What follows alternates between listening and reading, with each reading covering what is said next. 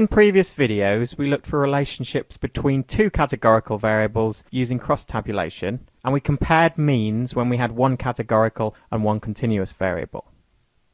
In this video, we're going to examine relationships between two continuous variables using correlation. We're going to look at the relationship between respondents' satisfaction with their physical health and their overall satisfaction with their lives. To do this, you need to go to the Analyze menu, scroll down to Correlate, and select Bivariate.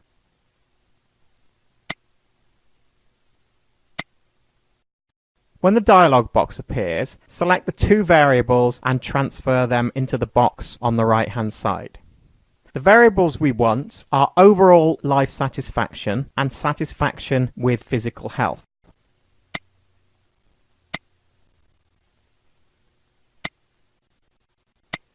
You'll notice that in the correlation coefficients option, Pearson, the one we want, is the default setting, so we don't need to change anything there. We don't need to worry about any of the other options or defaults, so just press OK. For correlations, SPSS produces a slightly confusing table called a correlation matrix. We're actually only interested in one or two of the figures in the table, so we need to know what to look out for and what to ignore. What SPSS is doing in this table is correlating every possible combination of the two variables, which is why you have 4 different cells.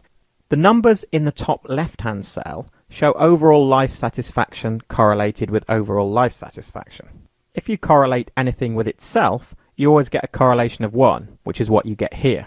So in this case, it's telling me that if I knew your score for overall life satisfaction, I could predict your score for overall life satisfaction exactly. This isn't very useful information for us, but it's just how SPSS works. The bottom right-hand cell tells us something similar, but for the satisfaction with physical health. So again, it's telling us that if we knew a respondent's score for this variable, we could predict exactly their score for the same variable. Again, not useful, so we can ignore these two cells. The other two cells, the top right and bottom left, are ones we're actually interested in. And in fact, they contain exactly the same information as each other. One tells us the correlation between the variable physical and the variable satisfaction, and the other tells us the correlation between the variable satisfaction and the variable physical. Since the correlation will be the same whatever the order of the variables, and because both cells contain identical information, it doesn't matter which one we look at. The figure we want is the Pearson correlation, and we can see that it's 0.452. SPSS often only includes the decimal point and not the 0 that goes before it, so you have to look carefully at the output to make sure you're reading it correctly. 0.452 is a reasonably strong correlation, so we can be confident there is some kind of a relationship between how satisfied respondents are with their physical health and how satisfied they are with their lives overall. The correlation is also a positive one, so when satisfaction with physical health rises, overall satisfaction with life is likely to rise, and vice versa. The other piece of information that's important in these cells is that is alongside n. In statistical output, n always refers to the number of cases you've got included in the analysis. And we can see here that the number of cases included in the analysis was 1115. But remember that correlation only shows us how closely two variables are related. It doesn't show us how much one variable changes when the other changes. To find this out, we need to conduct a regression analysis. A regression analysis is similar to correlation, but provides us with this extra information. It is slightly more difficult to conduct and interpret, though. To conduct a regression analysis, you need to go to the Analyze menu, scroll down to Regression, and choose the Linear option. This is a reminder that both correlation and regression are only suited to detecting linear relationships, which is something we've talked about in lectures and seminars. You'll see that the dialog box for linear regression is slightly more complicated than the one you use for correlation. One of the main differences is that, like comparing means, you have to decide which is the dependent and which is the independent variable. The dependent variable is our outcome. So in this case, it is overall life satisfaction, as we are interested in the extent to which satisfaction with physical health contributes to overall life satisfaction. So satisfaction with physical health is our independent or explanatory variable. Now we've sorted this out, we can transfer each variable into the appropriate box.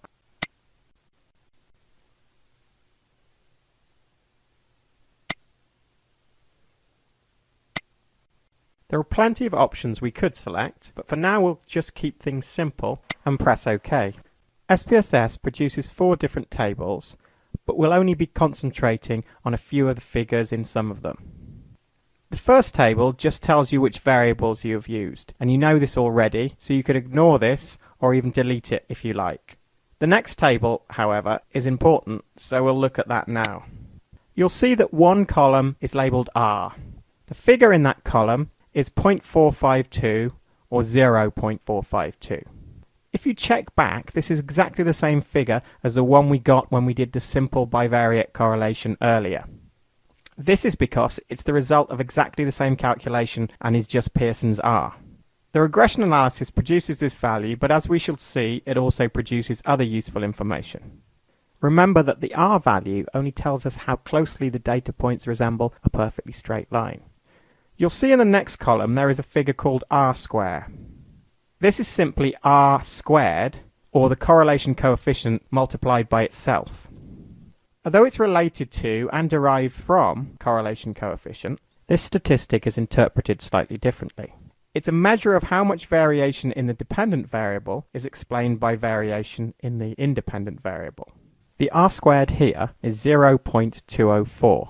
Which means that 20.4% of the variation in respondents' overall life satisfaction can be explained by variation in their satisfaction with their physical health.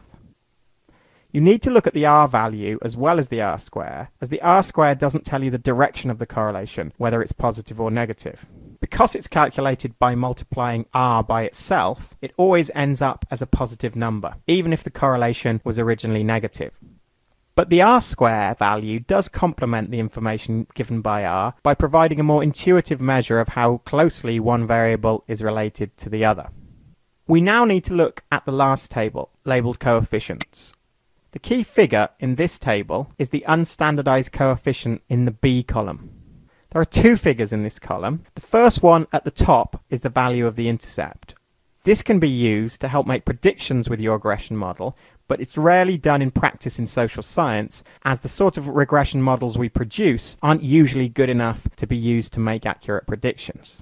Of more immediate interest is the figure in the column below, alongside the description of our independent variable. This value is 0.384. So what does this mean? This figure refers to the slope of the line of best fit through all our data points and is an indicator of the effect our independent variable has on our dependent variable. In practice, this means that on average we would expect a respondent's overall life satisfaction to increase by 0.384 points for every increase of 1 point in their satisfaction with their physical health. So if their satisfaction with their physical health increased by 5 points, we would expect their life satisfaction to increase by 5 times 0.384, which equals 1.92, or just under 2 points. So the R and R squared for our model and the unstandardized B coefficient for our independent variable are the 3 most important figures to look out for when you conduct a regression analysis. Together, they provide information on how well we can predict our outcome variable using information about our explanatory variable, but they also tell us how much, on average, we would expect our outcome variable to change for every unit change of our explanatory variables.